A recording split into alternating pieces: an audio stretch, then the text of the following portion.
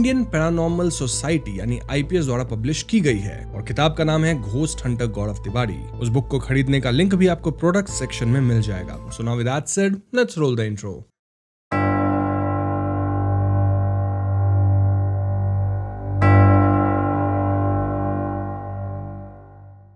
तो पहले एपिसोड के शुरुआत में हमें गौरव सर की कुछ रियल लाइफ फुटेजेस दिखाई जाती है, साथ ही न्यूज चैनल पे उनके गुजर जाने की खबर आ रही थी। फिर एकदम से टाइमलाइन जुलाई 2016 का आता है, जहां दिल्ली के सफदरजंग अस्पताल में गौरव की ऑटोप्सी चल रही थी। यहाँ डॉक्टर्स कंक्लूड करते हैं कि भले खत्म होने का कारण सांस ना आने की वजह से है, लेकिन गौरव के गले पे जो निशान है वो काफी कंफ्यूजिंग है। क्यों? क्योंकि ऐसा निशान जो होता है वो यूजुअली टॉवेल या उंगलियों का नहीं होता। मतलब लग नहीं रहा कि गला घोटा गया है, लेकिन खत्म होने का कारण तो यही है कि सांस नहीं आई। डॉक्टर्स भी पहली बार ऐसी कंफ्यूजिंग केस देख रहे थे। यहाँ से कहानी 10 साल पहले जून 2006 पे जाती है, जब गौरव दिल्ली में अपने एक दोस्त के घर पे होते हैं। हमें पता चलता है कि गौरव अपनी पायलट बनने वाली पढ़ाई के लिए इंग्लैंड जाने वाले हैं, जहाँ वो शेरवुड फ्लाइंग क्लब में अपनी ट्रेनिंग करेंगे। इस पॉइंट तक गौरव पैरानॉर्मल की दुनिया में अपना कदम नहीं रखे थे। बातों बातों में सभी दोस्त उईजी बोर्ड से खेलने लगते हैं और गौरव भी इसमें पार्टिसिपेट करते हैं। सब प्लान करते हैं कि वो अपने दोस्त में से ही पगी नामक दोस्त की दादी की आत्मा को बुलाएंगे, जिनका नाम हुआ करता था कुसुम कुमारी पचौड़ी देवी।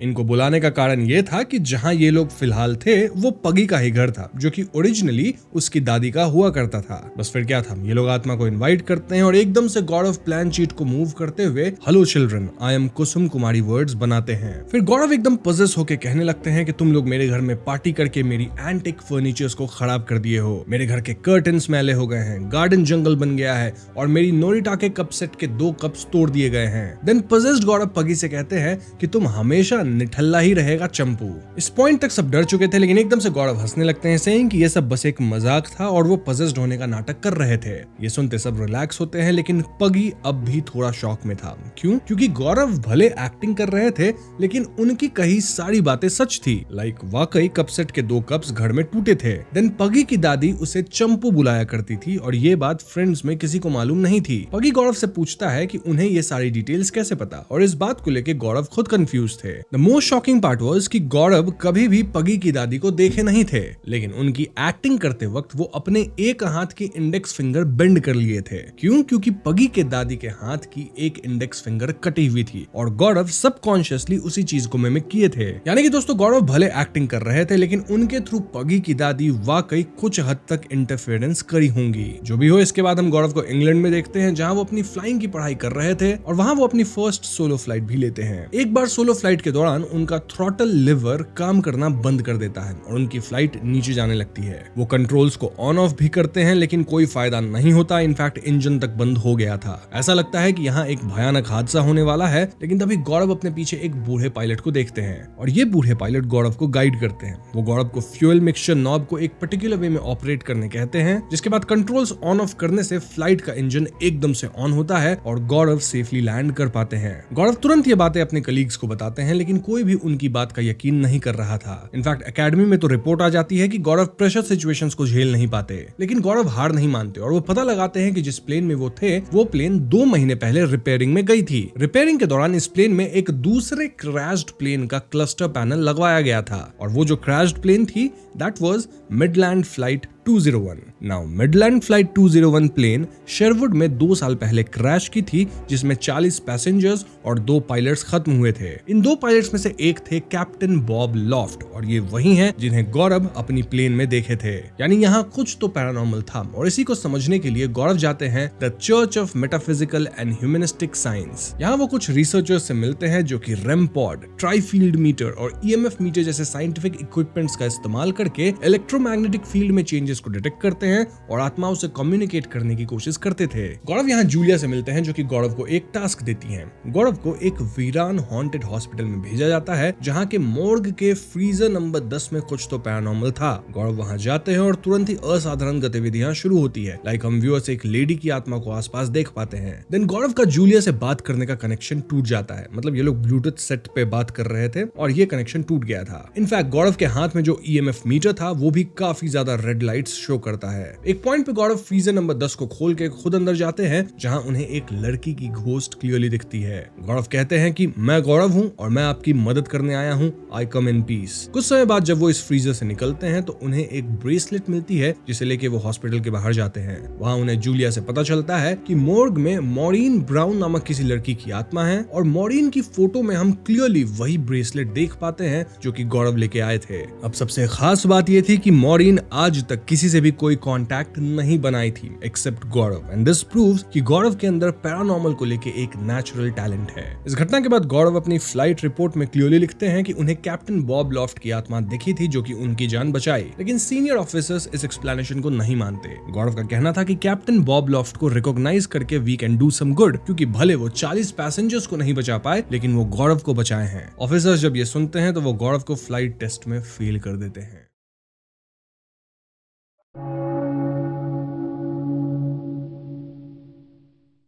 तो अभी तक आप समझ ही चुके होंगे कि हम बात कर रहे हैं एरिया 51 के बारे में।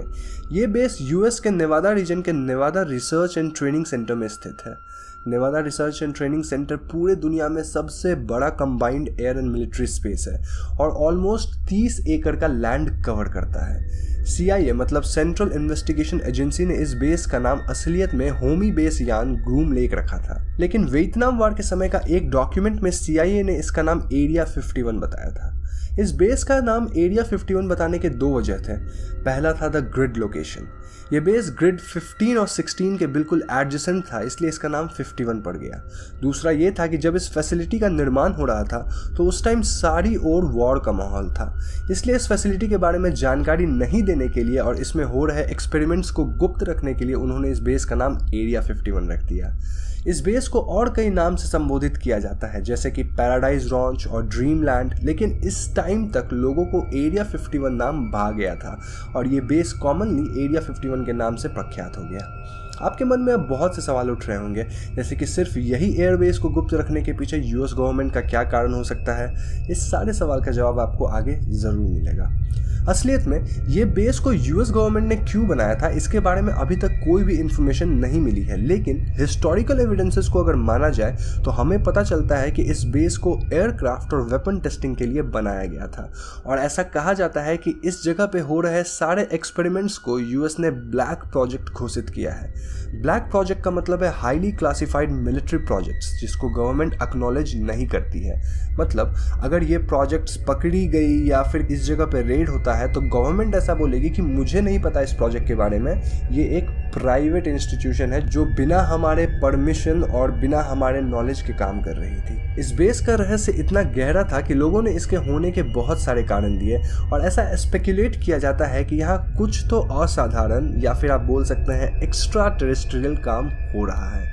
एरिया 51 में U2 नाम के एक स्पाई प्लेन का निर्माण हुआ था और 1955 के अगस्त के महीने में इस प्लेन ने पहली उड़ान भरी थी। तो इंटरनेट पे कुछ ऐसी स्टोरीज आने लगी कि पायलट्स जब प्लेन के अंदर उड़ान भरते थे तो उन्हें UFO यानी कि अनआइडेंटिफाइड फ्लाइंग ऑब्जेक्ट्स दिखते थे। अब चूंकि पायलट्स अपने दोस्तों को ये बात बताते थे तो ये बात धीरे धीरे बाहर आने लगी। कई लोगों ने UFOs को देखा और कई लोग कैमरा के सामने आकर दावा करने लगे कि वो लोग वहाँ काम करते थे and they have done some experiment on alien creatures. कई लोग तो इतना ही बोल रहे थे कि USA एलियंस के साथ मिलकर कुछ वहाँ बहुत ही एडवांस टेक्नोलॉजी की चीज़ें बना रहा है, लेकिन इन बातों में कितनी सच है इसकी गहराई तक आज मैं इस वीडियो में जाऊंगा और साथ ही मैं अपनी राय भी बताऊंगा कि मैं क्या मानता हूं कि एरिया 51 में क्या है और क्या नहीं। नाउ इससे पहले मैं सारे खुलासे कर सकूं, हम बात करते हैं कि किस तरह की मिथ्स एरिया 51 को सराउंड करती हैं। तो सबसे पहली और मोस्ट कॉमन मिथ है कि एलियंस वहाँ यूएस गवर्नमेंट के साथ मिलकर काम करती है and they work on some very advance technology जो हम ह्यूमंस की रीच से बाहर है। सेकेंड मिथ ये है कि वहाँ जो भी साइंटिस्ट अपना काम करते हैं उन्हें कोई भी इंफॉर्मेशन बाहर लीक नहीं करनी होती है। अब ये मिथ नहीं है एग्जैक्टली बिकॉज ऐसा तो हमारी कंपनी में भी होता है कि हम जिस क्लाइंट के लिए काम कर रहे हैं उसकी इंफॉर्मेशन बाहर नहीं दे सकते हैं, तो ये कोई बहुत ही बड़ी बात नहीं है, ऐसा कई जगह पे होता है। थर्ड मिथ ये है कि यहाँ पे दुनिया के सबसे ताकतवर लोगों की मीटिंग होती है जैसे कि मैजेस्टिक 12। अब मैजेस्टिक 12 क्या है इसके बारे में हम कभी और बात करेंगे, फिलहाल आप बस ये जान लीजिए कि ये लोग मीटिंग करके हमारे दुनिया का तकदीर बदल सकते हैं। मतलब ये डिसाइड करते हैं कि दुनिया में अब क्या आना चाहिए, क्या नहीं, क्या ट्रेंड होना चाहिए, क्या नहीं। तो ये बात भी कुछ बहुत ज़्यादा जम तो नहीं रही, बट स्टिल मैं प्रूफ के साथ बात करूँगा कि आखिर क्यों मैं इन चीज़ों को गलत बोल रहा हूँ और मैं पर्सनली क्या मानता हूँ। तो सबसे पहला प्रूफ जो मैं आपके सामने रखना चाहूँगा, उस बंदे का नाम है बॉब लेजर। तो बॉब एक ऐसा बंदा है जिसने ही इन एलियंस की कहानी को शुरू करा था। बॉब ने दावा किया था कि वो एरिया 51 के S4 में काम किया है और उसने वहाँ पे कुछ एलियंस पे एक्सपेरिमेंट करी है। लेकिन जब बॉब का बैकग्राउंड चेक किया गया तो पता चला बॉब लेजर के पास इतनी क्वालिफिकेशन थी ही नहीं कि वो एरिया 51 में काम कर सके। बॉब लेजर का कहना था कि उन्होंने MIT और कैलटेक यूनिवर्सिटी से अपनी पढ़ाई करी है, लेकिन उनके कॉलेज रिकॉर्ड को जब यूनिवर्सिटीज़ में चेक किया गया तो वहाँ कोई रिकॉर्ड था ही नहीं। अब कई लोग ऐसा मानते हैं कि जब बॉब दुनिया के सामने आया तो अमेरिकन इंटेलिजेंस ने उसके रिकॉर्ड को डिलीट करवा दिया, लेकिन ये बात भी सच नहीं है, क्योंकि जब बॉब से एक इंटरव्यू में पूछा गया कि आपने अपनी मास्टरी किस ईयर में ख़त्म करी तो उनके पास जवाब ही नहीं था। अगर मुझसे कोई पूछेगा कि आपकी ग्रेजुएशन कब खत्म हुई तो मैं एक झटके में बोल दूंगा 2015। 2009 में 10th हुआ, 2011 में 12th हुआ और 2015 में मेरी ग्रेजुएशन खत्म हुई। ये सारी चीज़ें लोगों को जवान पे याद होती है और बॉब को इंटरव्यू में यही याद नहीं था कि उनकी ग्रेजुएशन कब हुई। तो मेरे हिसाब से बॉब एक झूठा इंसान था। एंड इन फैक्ट बॉब के पास एक छोटी सी इलेक्ट्रॉनिक्स में डिग्री थी जो कि उन्होंने 1970 में कंप्लीट करी थी। ये बात उन्हें याद थी। तो I think Bob was a lawyer और उन्होंने कभी एरिया 51 में काम करा ही नहीं था। He was just spreading lies और एलियंस की थ्योरीज बना रहे थे, बिकॉज एक कोई थ्योरी बन जाती है तो लोग उसे बहुत ही वाइड स्प्रेड कर देते हैं। इन सब के अलावा बॉब लेजर ने एक शॉप खोली थी जिसका नाम था United nuclear scientific equipment supplies. यहाँ वो ऐसे केमिकल्स बनाता था जो कि इलीगल था और वो पकड़ा भी गया, जिसके जुर्माने के तहत उसको $7,200 पे करना पड़ा था। इस कारण से बॉब लेजर की बातों को तो हम पूरी तरह से खारिज करते हैं और उन्होंने जो भी क्लेम्स किया था कि उन्होंने एलियंस पे एक्सपेरिमेंट करा एरिया 51 में, वो झूठ है। अब ऐसे ही कई और भी क्लेम्स कई लोग करते हैं और मेरे हिसाब से वो सारी बातें भी झूठ है, लेकिन यहाँ मैं स्पेसिफिकली एक और केस को लेना चाहूँगा। ये केस है बॉयड बॉशमैन का। अब बॉयड एक ऐसे इंसान थे जिन्होंने सच में एरिया 51 में एज ए साइंटिस्ट काम किया था। उनकी डेथ अगस्त 2014 में हुई और उसके ठीक 2 मंथ बाद एक वीडियो पब्लिश हुई ये कहते हुए कि ये बॉयड की आखिरी वीडियो थी। उस वीडियो में बॉयड ने साफ साफ कहा था कि एरिया 51 में UFO पे काम किया जाता है और वहाँ पे एलियन से भी काफ़ी इंटरेक्शन होता है। उनका कहना था कि US एयरफोर्स जो है वो टेलीपैथी की टेक्निक इस्तेमाल करके एलियन से बात करती है और वो उनकी नॉलेज को लेकर कुछ एडवांस टेक्नोलॉजी और वेपन्स बनाती है। अब चूंकि बॉयड सचमुच उस जगह पे काम कर चुके थे तो उनकी बातों को हम मान सकते हैं, लेकिन यहाँ लूप होल ये था कि बॉयड ने अपनी वीडियो में जिन फोटोज़ का इस्तेमाल किया था वो फेक फोटोज़ थी। जी हाँ, तो अगर वो फेक फोटोज़ का इस्तेमाल कर रहे हैं तो हो सकता है वो जो इन्फॉर्मेशन दे रहे थे वो सारी झूठी हो। लेकिन कई लोग ये भी मानते हैं कि चूंकि बॉयड के पास ओरिजिनल पिक्स नहीं होगी तो वो समझाने के लिए कुछ फेक फोटोज़ का इस्तेमाल करते होंगे। जैसे कई बार मैं अपनी वीडियोज़ में ऐसी फोटोज़ डालता हूँ जो कि कंटेंट से रेलेवेंट नहीं होता है, बट वो एक्सप्लेन करने के लिए चीज़ों को अच्छा होता है। तो यहाँ आप डाइसी सिचुएशन में हैं जहाँ 50-50 है। आप मान भी सकते हैं बॉयड की बात को, कुछ लोग नहीं भी मानते हैं। लेकिन एक और बात है कि बॉयड मरने से पहले झूठ क्यों बोलेंगे। तो बात यहाँ फंसती है कि हमारे सामने कुछ ऐसे लोग हैं जो कि सचमुच में एकदम से झूठ बोल रहे थे और उनकी बात को हम एकदम से खारिज कर सकते हैं। लेकिन एक एग्जाम्पल बॉयड हमारे पास है जो ये बोलते हैं कि उन्होंने सचमुच इन एक्सपेरिमेंट्स पे काम करा है। अब दोस्तों, अगर इन बातों में सच्चाई होती तो US गवर्नमेंट कब की इस वीडियो को डाउन कर चुकी होती। मतलब इंटरनेट पे आपको ये वीडियो कहीं मिलता ही नहीं, but this video is very easily accessible. तो मेरे हिसाब से ये वीडियो भी कुछ सच नहीं है, लेकिन कई थ्योरिस्ट ये मानते हैं कि US गवर्नमेंट ने यहाँ रिवर्स साइकोलॉजी खेला। अब रिवर्स साइकोलॉजी क्या होता है मैं आपको बताता हूँ। जैसे मान लीजिए आपके कंट्री में कोई एक ऐसी बात फैलती है जिससे सब लोग एकदम शॉक में आ जाते हैं किसी एक पॉपुलर इंसान के बारे में। तो अगर वो बात फैली, उस बात के पीछे कोई बुनियाद नहीं है और वो आदमी बाहर आके बार बार बोल रहा है नहीं ऐसी बात नहीं है, कुछ नहीं है, उस वीडियो को डिलीट करवा रहा है हर जगह से, तो हम उस बात को 100% मानने लगेंगे। लेकिन अगर वो आदमी कैजुअली बोले हाँ भाई आपको जो मानना है मानो, मुझे कोई मतलब नहीं, एंड उस वीडियो को वो ना डिलीट करवा रहा है ना कोई रिएक्शन कर रहा है, तो कहीं ना कहीं हम लोग सोचने लगता है ये बात ही सब झूठ है, तभी उसको कोई फ़र्क नहीं पड़ रहा है। तो शायद US इंटेलिजेंस ने रिवर्स साइकोलॉजी खेला और इसीलिए उन्होंने इस वीडियोस को डाउन नहीं करवाया। तो सच क्या है दोस्तों ये तो कोई नहीं बता सकता, लेकिन यहाँ मैं आपको अपनी राय ज़रूर दे सकता हूँ। तो मेरे हिसाब से एरिया 51 एक सीक्रेट जगह है जहाँ पे सीक्रेट प्रोजेक्ट्स ज़रूर होती है, और ऐसी जगह हर देश में होती है। इनफैक्ट इंडिया में भी ऐसी जगह है और बहुत सारी कंट्रीज़ में ऐसी जगह है। तो नो डाउट वहाँ सीक्रेट प्रोजेक्ट्स होती हैं, कुछ ऐसे ब्लैक प्रोजेक्ट्स होते होंगे जिनका गवर्नमेंट कोई ऑथराइजेशन नहीं लेगा, प्लस वहाँ कुछ बहुत ही सीक्रेट वेपन्स डेवलप हो रहे होंगे। लेकिन एलियंस का इंटरफेरेंस होना या मैजेस्टिक 12 का मीटिंग होना या फिर वहाँ पे यूएफओस को देखना, ये सारी बातें को तो मैं गिमिक मानता हूँ। मेरे हिसाब से ये सारी बातें कुछ चंद लोगों ने बोली, फिर वो फैल गई, और internet today is so vast and so fast कि कोई भी बात मिनटों में यहाँ से वहाँ फैल जाती है। तो मेरे हिसाब से ये एक इंटरनेट का कमाल था जिससे ये बातें फैल गई। तो मैं तो पर्सनली इन बातों को झूठ मानता हूँ। हाँ, इट्स अ सीक्रेट प्लेस, वहाँ सीक्रेट एक्सपेरिमेंट्स होते हैं, सीक्रेट मिशंस होते होंगे, इनफैक्ट इन ह्यूमन एक्सपेरिमेंट्स भी होते होंगे, लेकिन एलियन से वास्ता होना I don't think it's true. तो दोस्तों, मैं आप सभी से सवाल पूछना चाहूँगा कि आप क्या मानते हैं, क्या एरिया 51 में सचमुच एलियंस पे एक्सपेरिमेंट हो रहा है? क्या सचमुच वहाँ यूएफओ देखा गया है? और क्या बॉयड सच बोल रहे थे?